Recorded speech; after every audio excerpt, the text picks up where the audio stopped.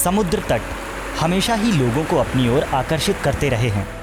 पर्यटन की दृष्टि से जितना इनका महत्व है, उससे कहीं ज़्यादा मानव विकास में इन तटों का योगदान रहा है।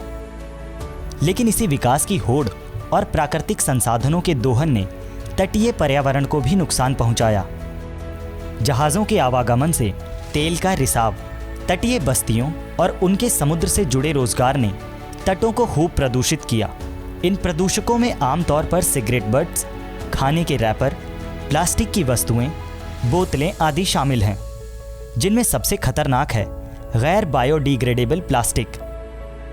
एक अनुमान के मुताबिक इस समय महासागरों में प्लास्टिक के 5.25 खरब टुकड़े मौजूद हैं, जो समुद्र के इकोसिस्टम को असंतुलित कर रहे हैं। इसी समस्या को देखते हुए साल 1986 में स्वयंसेवी महासागर प्रेमियों द्वारा अंतर्राष्ट्रीय तटीय स्वच्छता यानी कोस्टल क्लीनअप डे की शुरुआत की गई।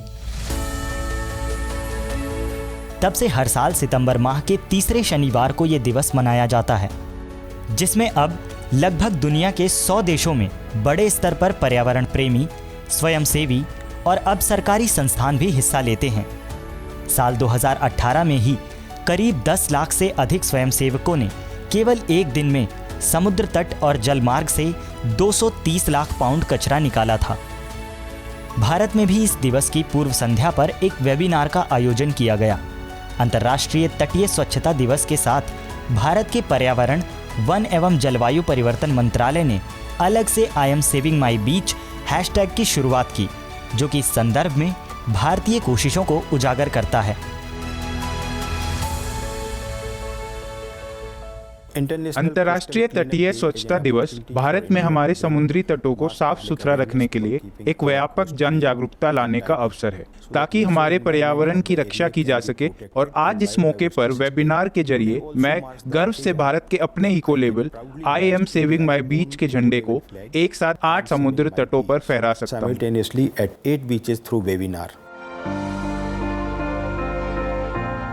भारतीय तटों के लिए पर्यावरण, वन एवं जलवायु परिवर्तन मंत्रालय, एकीकृत तटीय प्रबंधन की संस्था यानी साइकॉम, समुद्र तट पर्यावरण और सौंदर्य शास्त्र प्रबंधन प्रणाली यानी बीम्स कार्यक्रम चला रही है। ये कार्यक्रम एकीकृत क्षेत्रीय प्रबंधन परियोजना का हिस्सा है, जिसका मकसद समुद्र से प्रदूषण दूर करना, कचरा प्रबंधन, तटीय इलाकों की साफ सफाई, तटीय इलाकों में सैलानियों को सुविधाएं प्रदान करना है। परियोजना के तहत भारतीय तटों को चिन्हित कर न सिर्फ कचरा प्रबंधन की नवीन तकनीक का इस्तेमाल किया जा रहा है, बल्कि स्थानीय निवासियों को वैकल्पिक रोजगार भी उपलब्ध कराकर तटों से भार को कम किया जा रहा है। इसमें तटों की रोजाना साफ सफाई पर पूरा ध्यान दिया जाता है। मशीनों के साथ साथ ये काम मैन्युअली किया जाता है, ताकि प्राकृतिक व्यवस्था बनी रहे। भारत सरकार की इन कोशिशों का नतीजा भी दिखने लगा है।